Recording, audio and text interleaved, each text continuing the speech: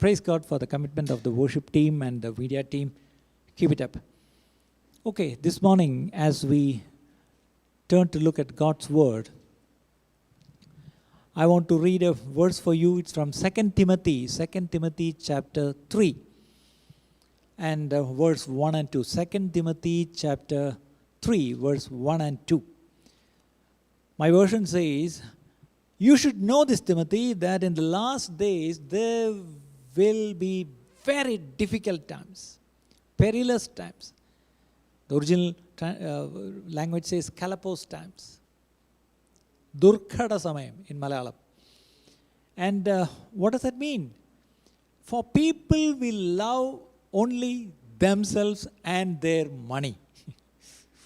That's very interesting translation. People will only love themselves and their money. There will be only self-lovers and money lovers. That's all. Okay, then there's a big list, but I'm not going to that list. I'm just going to talk about the first two things, especially the first one. I may get time only for the first thing. Okay? In other words, okay, people will be ruled by their self-interest. Self-interest. Whether you admit or not, whether you agree or not, all of us, by nature, we have our own interest. In other words, self-interest. And we will do anything to achieve it, to protect it, to get it done, we will do. In other words, we will always prioritize our self-interest. So in the light of the Word of God, we are going to think, what does the Bible say about it? So it's guaranteed, that's what Apostle said, hey, it's going to be like that. In the last days, it's going to be like that. People will only love themselves. They will be lovers of themselves. Okay, so don't get upset. Okay, people will only know to love themselves in the last days. Okay, and that includes us also. Don't think that because you are a child of God, you are a Christian, you are a baptized believer, you will not love yourself. No. I'm not talking about the world now. I'm not talking about the people in the world. I'm talking about the church. Okay, my context today is actually I'm talking about these people who are overruled by self-interest inside the church. Inside the church. Then the next thing is lovers of money. Okay, lovers of money. Lovers of themselves and lovers of money. Love of self and love of money, actually they are like twin sisters. They always go together. If you love yourself, you will be loving money also. Because to love yourself, you need money. To please yourself, you need money. To make yourself comfortable, you need money. Okay, so your love for yourself and the love for money, like twin sisters. Remember, if you go to the Acts chapter 2, that's where we see on the day of Pentecost, Jesus went up to heaven and asked his Father to send the Holy Spirit. Okay, the promise. So the 120, all the disciples of Jesus, including Mother Mary, they were waiting at the upper room, waiting for the arrival of the Holy Spirit. And on that day, the Pentecost, last Sunday was Pentecost Sunday. Most of you remember that. Okay, on that Sunday morning, okay, while they were all together, suddenly the Holy Spirit came and filled every one of them. And because they were filled, they overflowed. How did they overflow? They started praising with tongues. That means other languages which they never learned, okay? And honestly speaking, they were behaving a little odd. That's why people came running by hearing all this noise and this commotion. And they came and saw, and they thought that these fellows are drunk. Then finally, Peter came to his senses and Peter stood, hey, don't think that we are drunk. No. This is the promise of the Holy Spirit. Jesus went up and he sent the Holy Spirit to us. Now we are filled with the Holy Spirit, and that's why. And then by the power of the Holy Spirit, he boldly proclaimed the gospel message. He lifted up Messiah, Jesus. He said, Jesus whom you crucified. Remember this man, Peter? Some weeks back, he was so afraid. And we know, what did he do? When Jesus was arrested and he was taken to the for trial, we all know the story of how this Peter responded. Okay? But now the same Peter, when he's been filled with the Holy Spirit, he's altogether a different person now. He stands up and says, hey, the very Jesus whom you crucified, he is the Lord. And what happened? Excuse me. Thank God there's nobody here. And finally, all the people who heard the first Spirit-filled gospel message, I would say that was a Spirit-filled gospel message.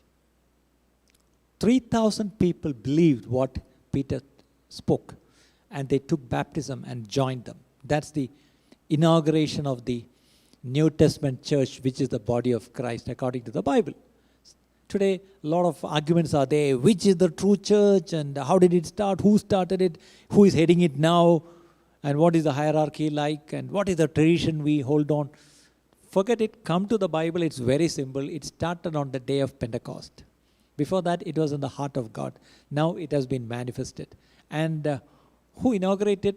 The Holy Spirit came and inaugurated it by filling this 120. And the 120 became passionate evangelists. And then the Bible uses a phrase, they turned the world upside down. They turned the world upside down. I always say, if you look at the world is already upside down. So when you turn it again upside down, you're putting it rightly. That's it. Okay? So the world needs us to put it in the right way. Okay? Already the world is upside down. So we need to correct it. Okay? That's what the gospel does. That's the power of the gospel. So, in Acts chapter 2, 44, being filled with the Holy Spirit, worshipping God in the Spirit, and people getting saved and getting baptized and getting added to church growth, multiplication, these things are good, great, wonderful. But I'm going to take you to something else. Acts chapter 2, verse 44 and 45. Acts chapter 2, verse 44 and 45. 44 says, and all the believers met together in one place and shared everything they had. That's a very simple translation. They shared everything they had. Whatever they had, they never told it's mine, it's ours. No. God has given to me, and God didn't give it to me just to keep it for myself. Okay, I'm willing to share. Come, let's have it together. That was the attitude of the early church believers. In other words, we always hear the word fellowship. For us, this word fellowship is a very Christian word or spiritual word. But the word simply means koinonia. That means in Greek it's koinonia. Simply means to share. That's all. To share. So my question is, what do we share? Many times we become very Christian saying, hey, share your testimony, brother. It's only again spiritual things. Sharing your possessions, whatever God has given you, are you willing to share? In the early church, that is the result or outcome of the Holy Spirit. Remember, many times we think, I need the Holy Spirit to speak in tongues. Okay, praise God for tongues. I need the Holy Spirit to pray. Okay, wonderful, you need to pray. You need the Holy Spirit. But remember, when you are filled with the Holy Spirit, you share what you have. And then the 45th verse says, they sold their property and possessions and shared the money with those in need. Definitely there were people who were in need. And to meet their need, what did they do? They didn't go to the bank and took the money from the bank. I don't know whether they had banks at that time. So they had possessions. And some of the possessions were their lands and even houses. And what did they do? They even went and sold their lands. Today morning in the TV I was preaching, I told this thing. You have a piece of land and you have built a house. Praise God. That's your house. You are living in that house. Praise God.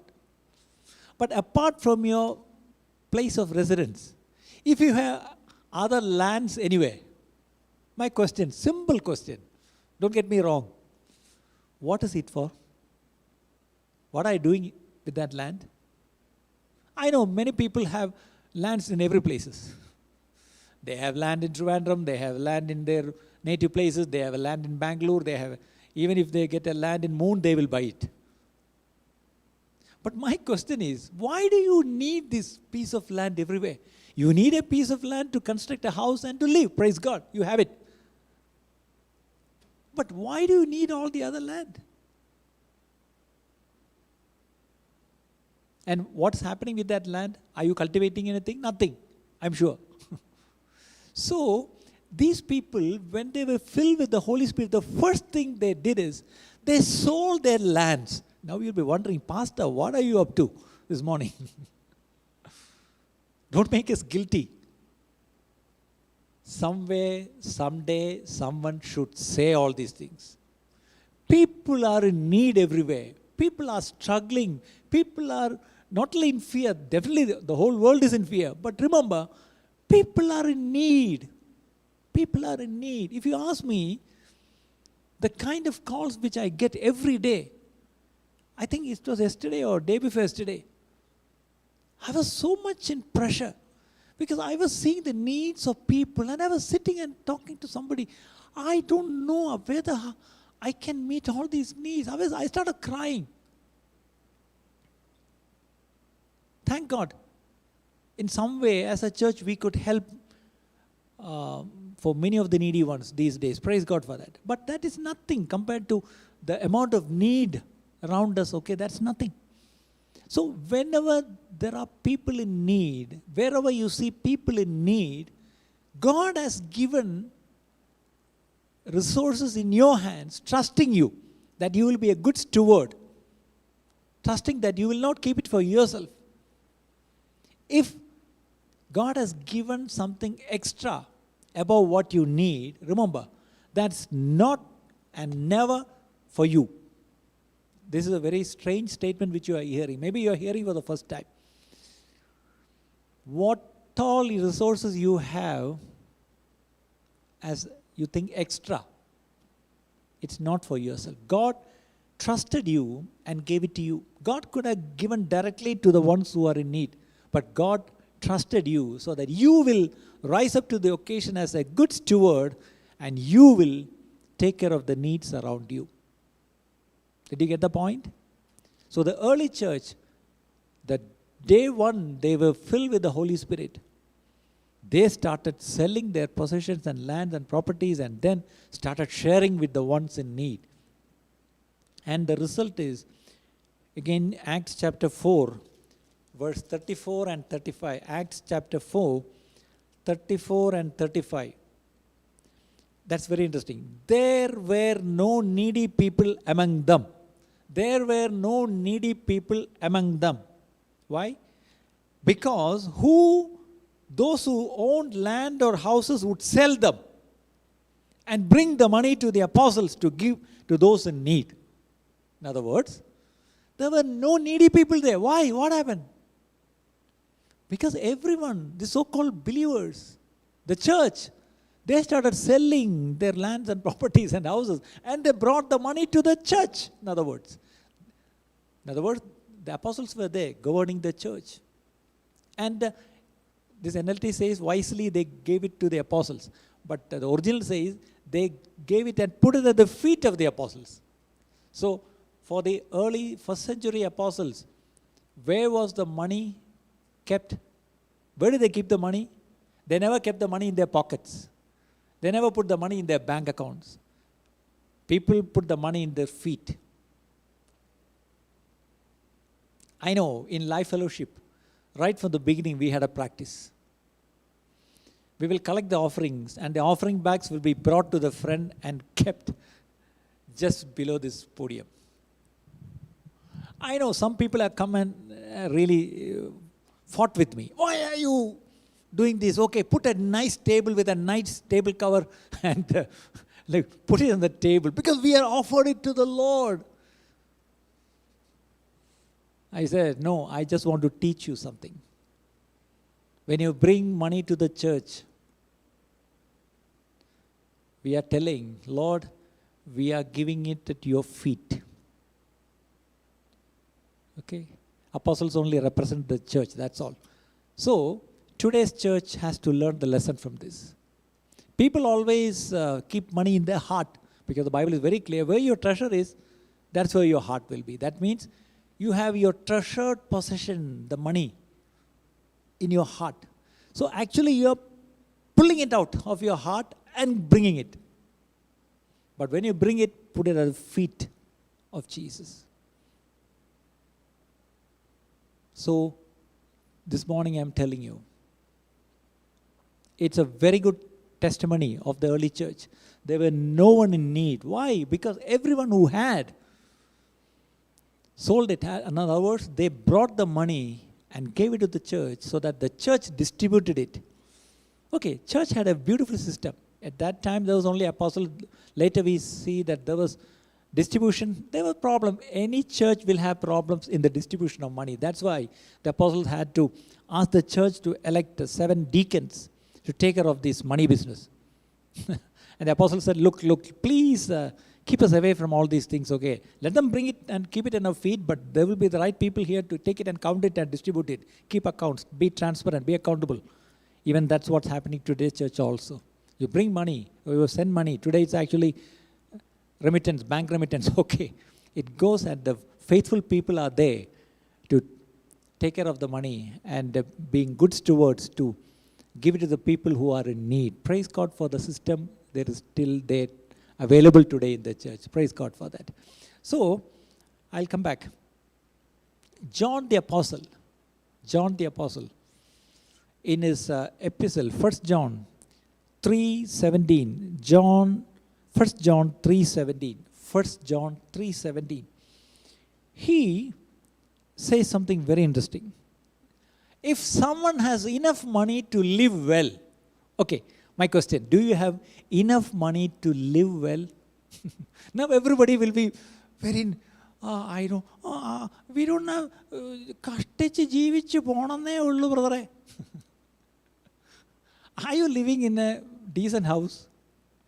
Do you own a vehicle, at least a two-wheeler? Do you have food? Last week I said, if you have access to an electric switch, that means there is current in your house.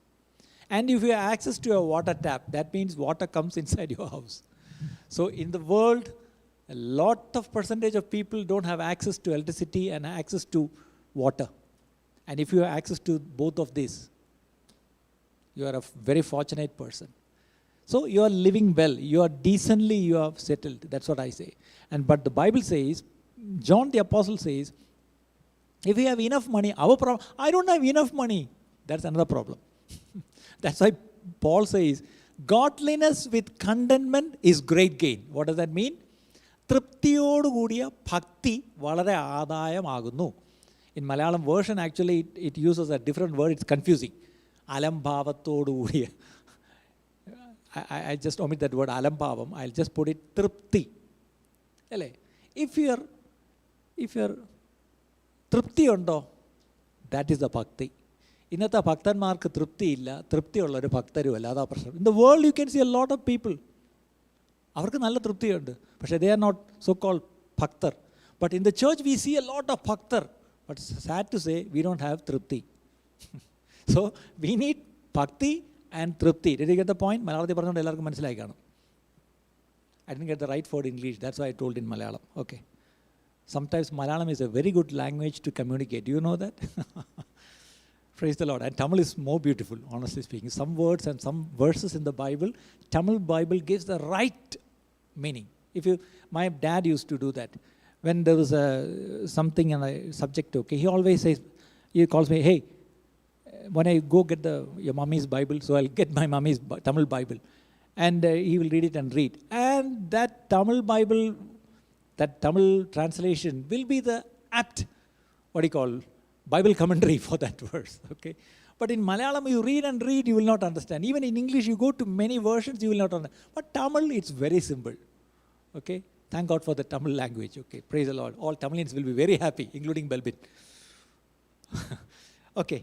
Now, he's saying, if you have money, enough money, and you see your brother or sister in need, and you are not showing any compassion, And now John is asking, if you are seeing a need, your brother is in need, your sister is in need, and you don't have any compassion, how can God's love be in that person?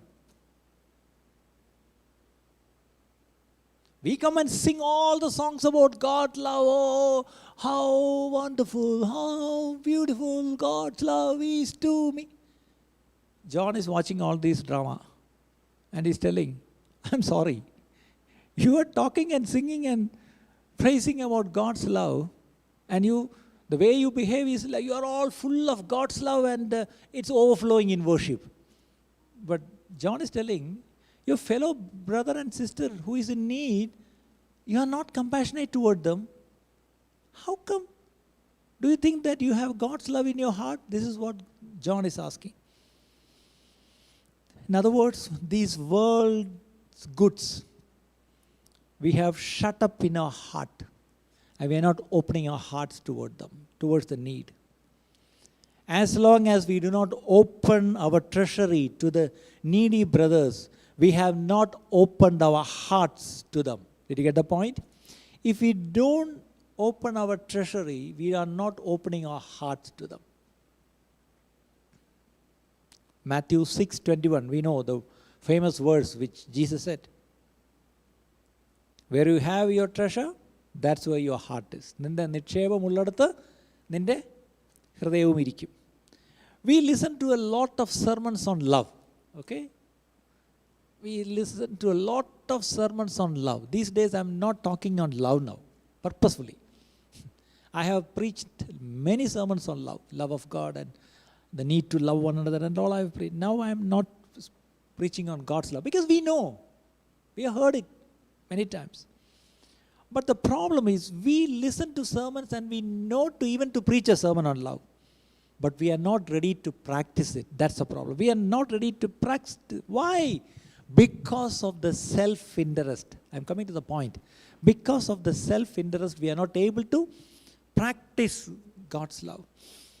It's very interesting. In Ezekiel, there is a very beautiful verse. Ezekiel chapter 33. Ezekiel chapter 33, media. Ezekiel chapter 33, verse 31. I saw this verse 2 days back and I just laughed and laughed and laughed. I really enjoyed that verse. Okay, Ezekiel chapter 33 and 31. Okay, and so my people come pretending to be sincere and sit before you. Yeah, NLT is a beautiful version. It says, for my people, God is telling, my people come pretending to be sincere and sit before you. If it is a regular service, okay, how nicely you will all be sitting filled, this entire place will be filled with people. And they all will be sitting very nicely. And then they listen to your words, but they have no intention of doing what you say. They very intensely sit and listen to everything that is being preached here. But they don't have any intention to practice it. Their mouths are full of lustful words and their hearts seek only after money. Another version says their mouth is full of love towards you, but their heart is after money. I was wondering how many thousands years back Lord prophesied, that prophet prophesied about today's church. Today's church also, Sunday after Sunday, everybody will come and gather and sit. And they all come and pretend all the worship, praise and worship and all kind of things. And hear all the sermons on love. But after hearing all the sermons on love, they never go out and practice it. Thank God. God was seeing this after year, decade after decade, even finally God said, stop it. He sent a virus and closed all the churches. So now, no gatherings allowed. Now, did you understand the reason why God closed all the gatherings? Because for centuries, we were gathering and gathering. And we were not practicing what we were asked to do. So, at least during this lockdown, during this time when we sit at houses, let us correct ourselves. Let us repent and let's come back. And in Isaiah chapter 58, if you read from verse 6, I'll read the 7th verse. Isaiah 58, 7. Is not this the fast that I choose, to loose the bonds of wickedness, to undo the straps of the yoke, and let the oppressed go free, and to break every yoke? The next verse 7. Is it not to share your bread with the hungry? Is it not to share your bread with the hungry? Share your food with the hungry. Are there people who are hungry? If you honestly look around, you will definitely see people who are hungry. In this Trivandrum city, there are people. Don't think that the people who are hungry are in the streets, who are beggars and all. No. Sometimes they get something to eat. But there are decent people sitting inside decent homes who don't have food to eat. Do you know that? Do you know that? I don't want to tell all the sensitive stories. But thank God, some of the stories really work. Because many people sent a lot of money in the past weeks to help such people. Praise God. Praise God. If someone doesn't say, people may not know. That's what I said. I come across many calls. People say, honestly, Pastor, we don't have food at home. Because lockdown is going to be a month. We don't get salary because we're not able to go out and work. So no income. And the sad thing is, little children, they need to really eat. They need to have milk. They need to have a lot of things. But unfortunately, one family was telling, honestly speaking, now we are not giving milk to our children. I said, then honestly, ഞങ്ങളിപ്പം കട്ടൻ കാപ്പിയാണ് പിള്ളേർക്ക് കൊടുക്കുന്നത്. And our children started enjoying it now. കൊച്ചു പാല് മാത്രം കുടിക്കേണ്ട കുട്ടികളാണ്. I was really shocked to hear that. കാരണം പാല് വാങ്ങിച്ചു കൊടുക്കാൻ നിവൃത്തിയില്ല പാസ്റ്ററെ. പക്ഷേ ഞങ്ങൾ കട്ടൻ കാപ്പിയാണ് കൊടുക്കുന്നത്. Just check your kitchen and your fridge and all. Lockdown എന്ന് കേട്ടപ്പോഴേ ചെന്ന് മാർജിൻ ഫ്രീയിലും കുന്നിലും ഒക്കെ ചെന്ന് ഉള്ള പാല് മൊത്തം വാരിയെടുത്തുകൊണ്ട് വന്നില്ലേ വീട്ടിൽ. ഇനി മിൽമ പാലും മുരളിയപ്പാലും തീർന്നു പോയെങ്കിലെന്ന് വെച്ചിട്ട് അമുൾ താസ നിങ്ങൾ എത്ര പാക്കറ്റാ, ടെട്രാ പാക്കാ മേടിച്ച് വെച്ചിരിക്കുന്നത്. There are people around you who are not able to give milk to their children. And little children are drinking black coffee. This is exactly Isaiah is telling. This is exactly Ezekiel is telling. What is Isaiah telling? He's telling, share your food with the hungry. There are people who are hungry around you and you have food. Share it with the ones who are in need. Then give shelter to the homeless. Yesterday I was, today morning I was asking. We have architects and civil engineers and all sitting here. Okay. When you were building your house, okay, you went to the architect and said, sir, I need to build a house. Okay. So architect said, give me your plan. Give me your idea. What do you want? Okay. I need a 3-bedroom house. No, 4. Okay. You have only one child. Okay. Maybe 2 children. Okay. 4 bedrooms. And then I need a prayer room. Okay. Prayer room. Okay. Because Hindus, they have puja mori, so we need a prayer room. Okay. But who is praying there?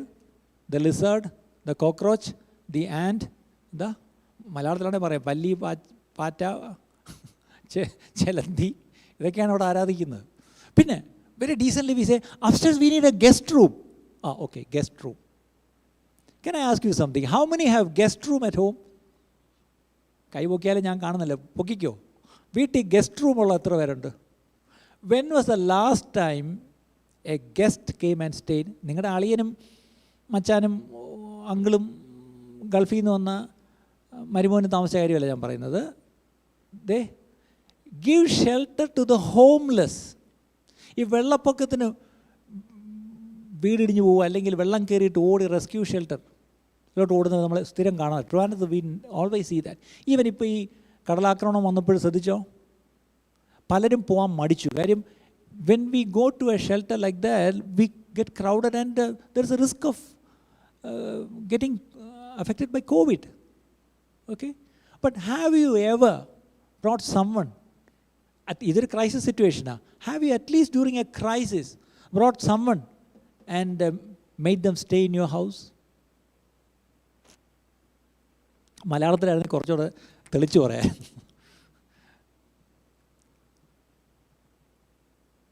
I want to ask you, when was the last time? Okay, forget about the homeless. Even men of God. But when was the last time a man of God, a missionary or maybe somebody, at least ഒരു pastor എങ്കിലും, ഞാൻ നിങ്ങളുടെ വീട്ടിൽ താമസിക്കാൻ പറ്റത്തില്ല, പേടിക്കണ്ട, at least ഒരു travelling pastor ഒരാളെ നിങ്ങൾ വീട്ടിൽ താമസിപ്പിച്ചിട്ടുണ്ടോ? പണ്ട് തിരുവനന്തപുരം ചിലർ പറയും, ബ്രദർ DGS ദിനകരൻ ഞങ്ങളുടെ വീട്ടിലാണ് താമസിച്ചത്. Okay. Brother PG Varghese uncle ഞങ്ങളുടെ വീട്ടിലാണ്. ഓക്കെ. DGS ദിനകരൻ ബ്രദർ പോയി. പക്ഷെ ഞാൻ പറയുന്നത്, ദ ഹോംലെസ്, ഡീസൻറ്റ് പാസ്റ്റർമാരെയും വലിയ സെലിബ്രിറ്റി പാസ്റ്റർമാരെയൊക്കെ വീട്ടിൽ താമസിപ്പിക്കാൻ ഭയങ്കര ഇൻട്രസ്റ്റാണ് നമ്മൾ. What about the homeless? What about the poor?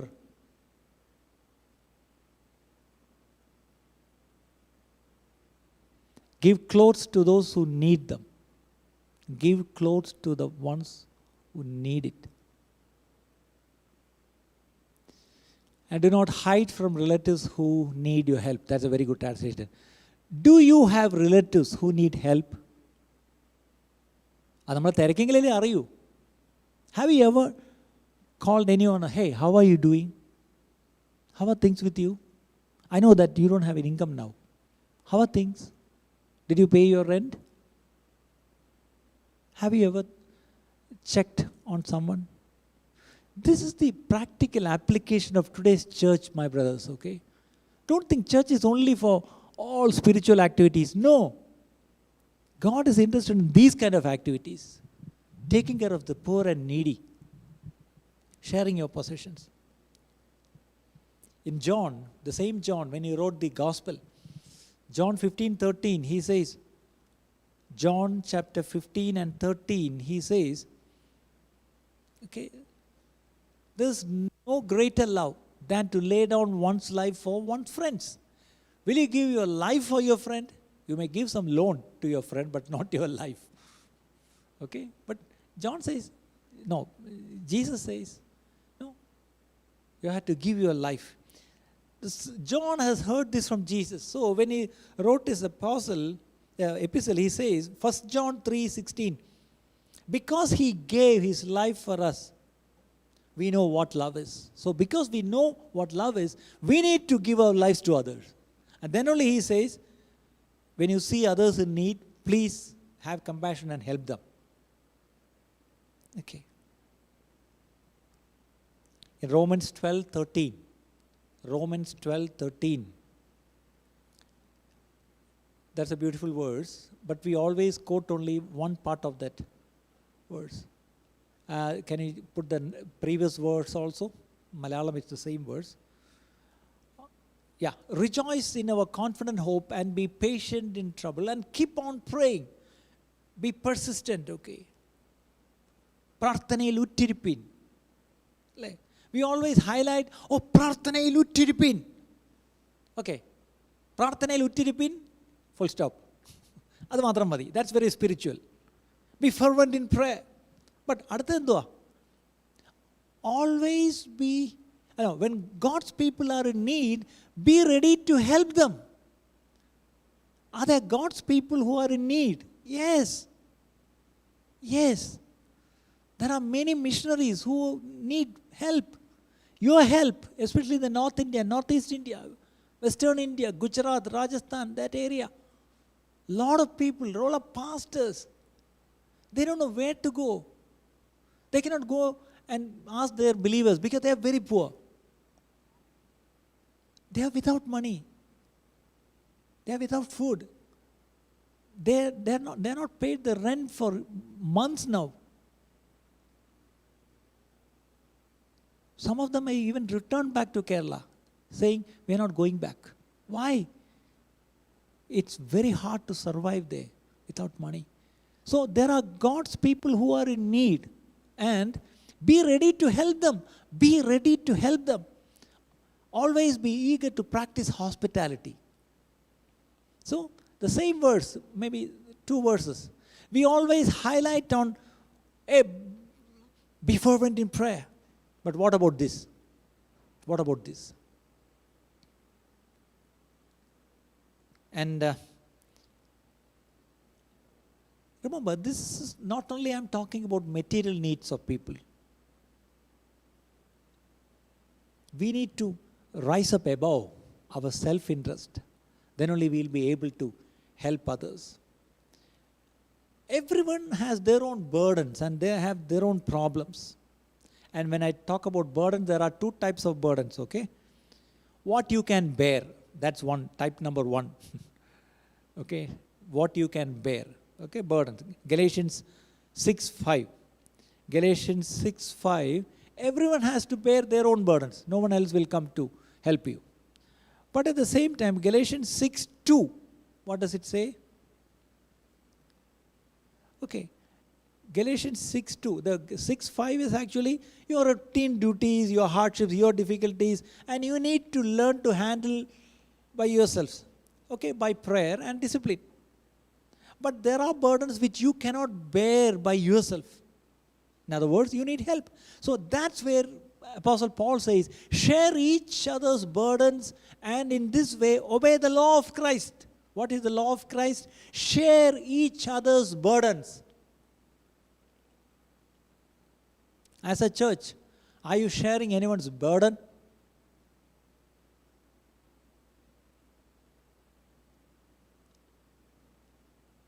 I'm talking the truth from the Word of God. I'm not reading from a book here. I'm reading from the Word of God, which we are supposed to obey. This Bible is not giving to conduct Bible quiz, okay? Not to test our Bible knowledge. This is given us to obey. Share each other's burdens. Especially in this time, unusual situation, sudden calamities, unexpected losses. People are losing their lives. The husband is dead. Husband is dead. The wife and the children. Brother Ebenezer, you know, who is part of the church, his younger brother, who was 38 or something, he just died some weeks back. He has his widowed wife and 3 children.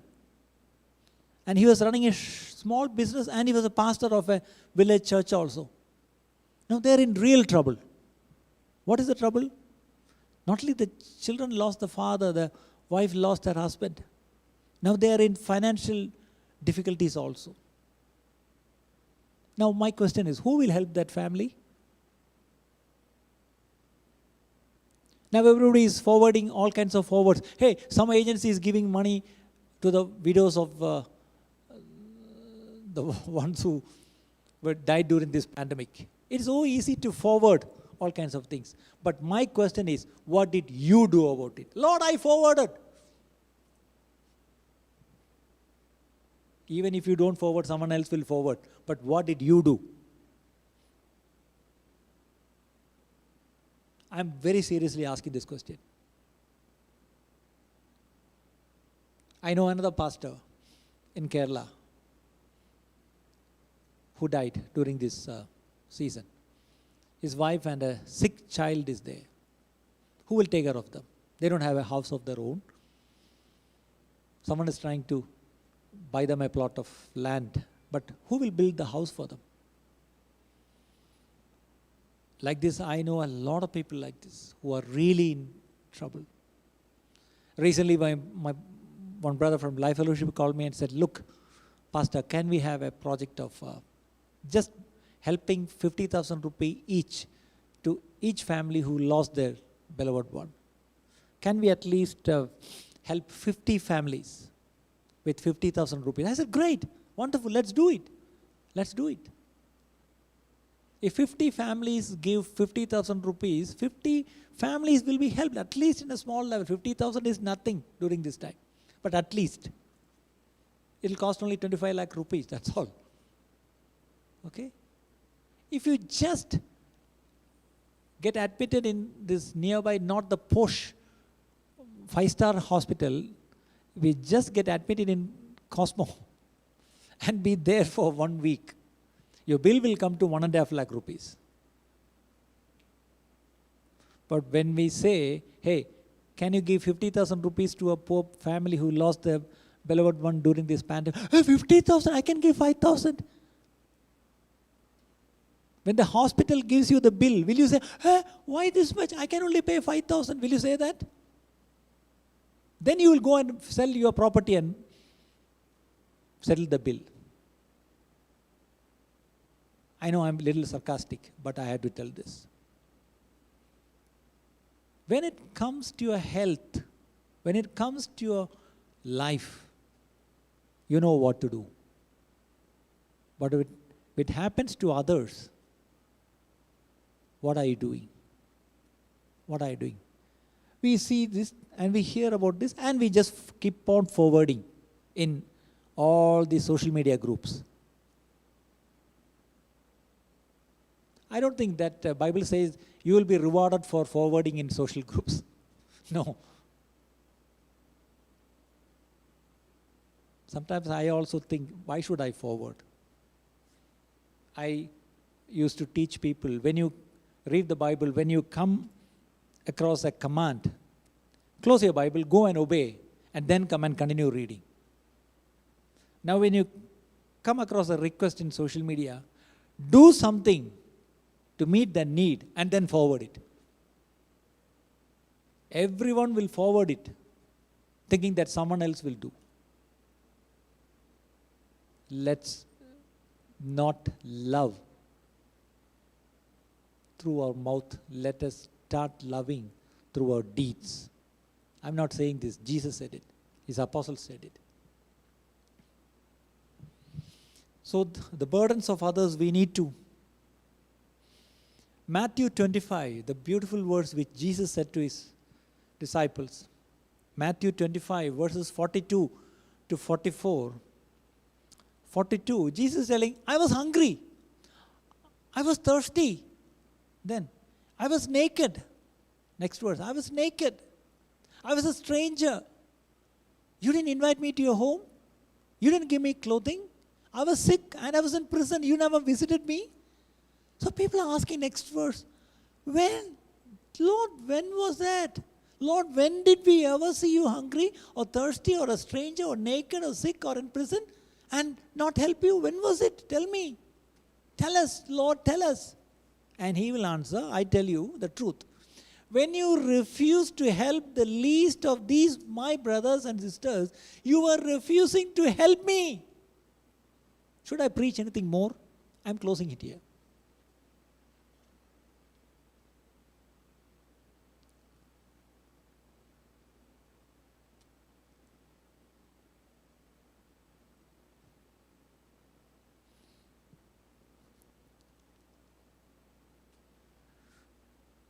I don't know, these days I'm getting very sensitive, okay.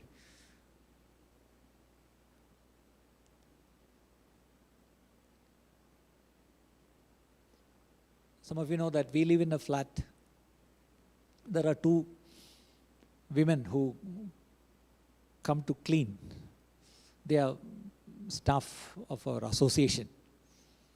These two young girls, okay, they live a little far from the city. They are all married, I think. And now because of the lockdown, they cannot go and come. So they are asked to stay in the building itself. And now we had an association meeting. And the question is, where will we put them to sleep? Number two, how will they eat? One generous person in our association said, we'll give 50 rupees each per day for them to cook and eat something. 50 rupees. നാടൻ ഭാഷ പറഞ്ഞാൽ കപ്പലണ്ടി വാങ്ങിക്കാൻ തികയത്തില്ല. Anyway, those girls are staying. Thank God they are cleaning disposing the garbage and things like that. Anyway, we are all giving food and all. They are happy. The first day, second day, when they came, we asked, where are you sleeping? On the conference room, up. Okay. You have mats and everything? No. We put newspapers and slept. Then we gave our paya, our prayer mat, Then we gave sheets. Yesterday they come and said, Madam, can you give me ulli തരാമോ, ഇച്ചിരി ഉള്ളി തരാമോ, ഒരു cup അരി തരാമോ?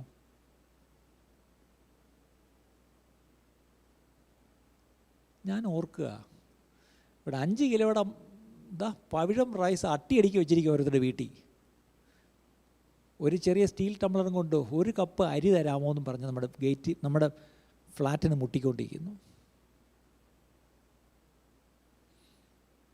These girls have little children, these women have little children.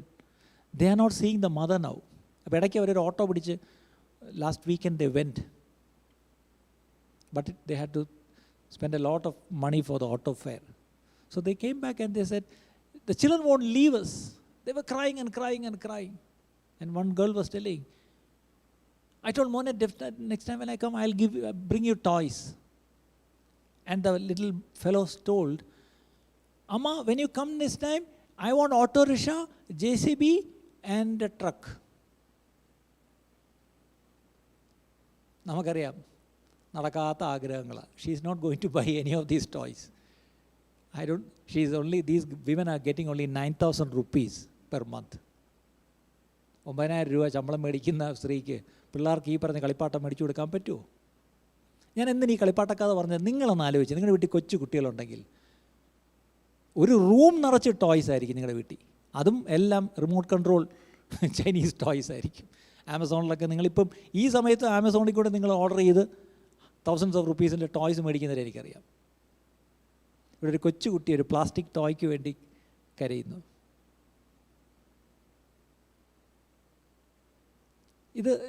ഞാനിതൊക്കെ പറയുന്നതിന് കാര്യമുണ്ട് പ്രിയപ്പെട്ടവരെ. ഒന്ന് കണ്ണു തുറന്ന് നോക്കിയാൽ നമ്മുടെ ചുറ്റുവട്ടത്ത് വിശക്കുന്നവരുണ്ട്, ആവശ്യത്തിലിരിക്കുന്നവരുണ്ട്. ഞങ്ങളുടെ ഡോറിൽ വന്ന് ഒരു കപ്പ് അരി തരുമെന്ന് ചോദിച്ചില്ലേ? ഫ്ലാറ്റിൽ വന്ന് ആരെങ്കിലും അരി ചോദിക്കുമോ? തിരുവനന്തപുരത്ത് ഇപ്പോൾ ഭിക്ഷക്കാരല്ലേ, പണ്ട് അവരെല്ലാം വന്ന് അമ്മ എന്ന് വിളിക്കുമ്പോൾ അതും കാണാനില്ല. പക്ഷേ if you really open your eyes, you will see people in need. And if you don't do that, Jesus said, you didn't do it to me. So when someone comes and asks you something, just think it is Jesus asking you. It is Jesus asking you. ആർക്കെങ്കിലും കളിപ്പാട്ടം ഒത്തിരി ഇരിക്കുന്നെങ്കിൽ കുറച്ച് കളിപ്പാട്ടം ആ പാവപ്പെട്ട സ്ത്രീകൾക്ക് കൊടുക്കുക, ആ പിള്ളേരെ കളിക്കട്ടെന്ന്. ഇപ്പം വിളിക്കണ്ട, ഒരു 2 മണിക്ക് ശേഷം വിളിച്ചാൽ മതി. ഇപ്പം വിളി തുടങ്ങും, പാസ്റ്ററെ കളിപ്പാട്ടം വേണമെന്ന് പറഞ്ഞു. ദയവ് ഇതിനിടയ്ക്ക് വിളിക്കരുത്.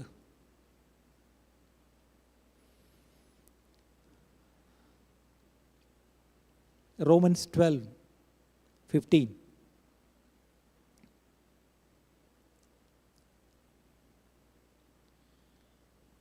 Weep with those who weep. We only know to be happy with those who are happy. But now it's the time to weep with the ones who weep. Jesus, in that former verse which we read, Matthew 25, no food, drink, we understand. Desertness, no house. Clothlessness, that means no basic necessities. Forget about the cloth. Some may not have basic necessities. And sickness, that's very much we see nowadays. And imprisonment. Sickness, hospital bills. Even this, yesterday, one of our families in the hospital, actually, they had to undergo some expensive tests. Honestly speaking, they didn't have the money. And we had to tell the doctor is here, to get them discharged today morning, so that we'll have the money and then do the rest a little later. I'm sorry to tell all these things. If it was your relative or your family member, will you discharge that person without doing that test?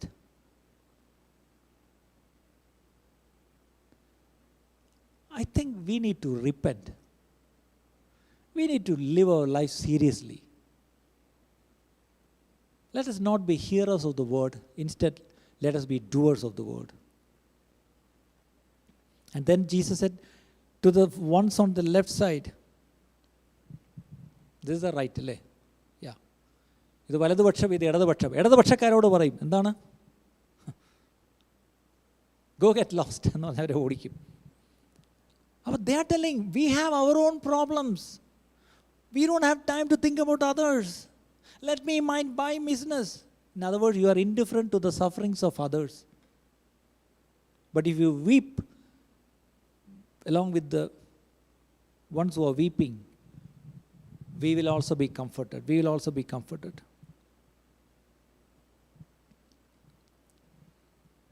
Another area we must rise above our self-interest is in respecting the convictions of others.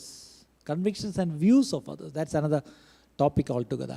I will not touch it now.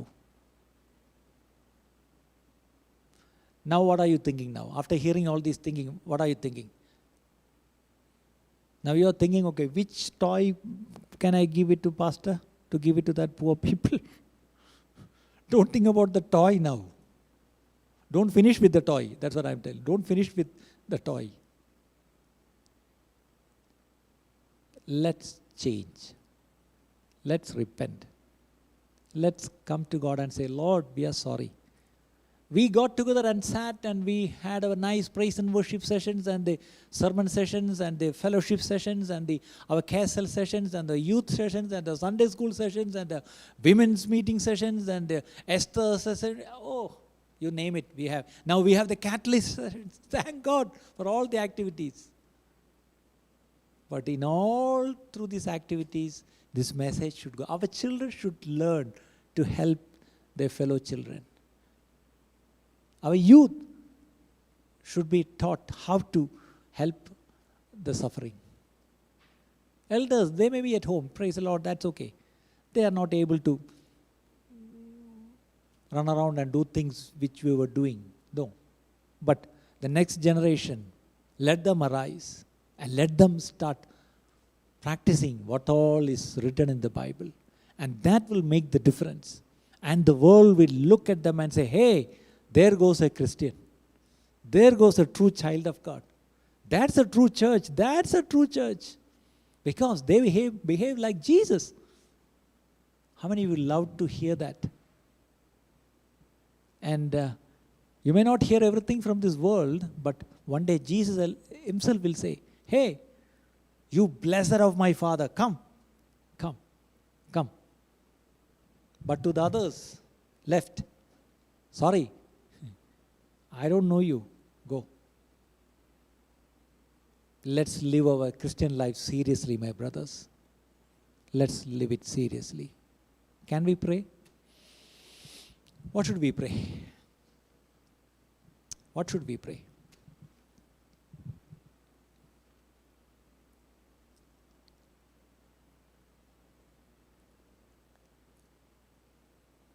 Can we pray a prayer of repentance that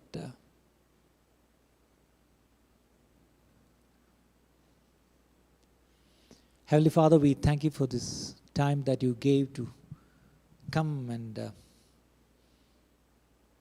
learn from your word so that we will understand your heart.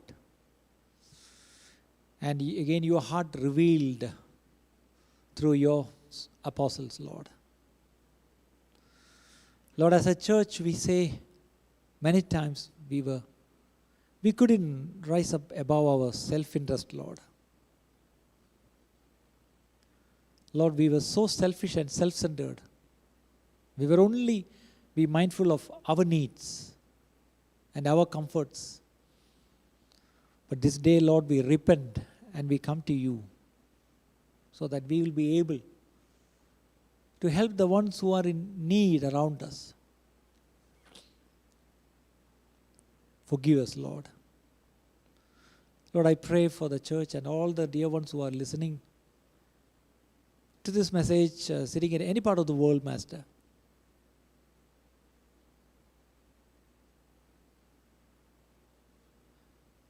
I'm not praying just for them to be blessed. I'm praying that they will be a blessing in the coming days to many. Thank you, Lord. Thank you for hearing your prayers. In Jesus' name we pray.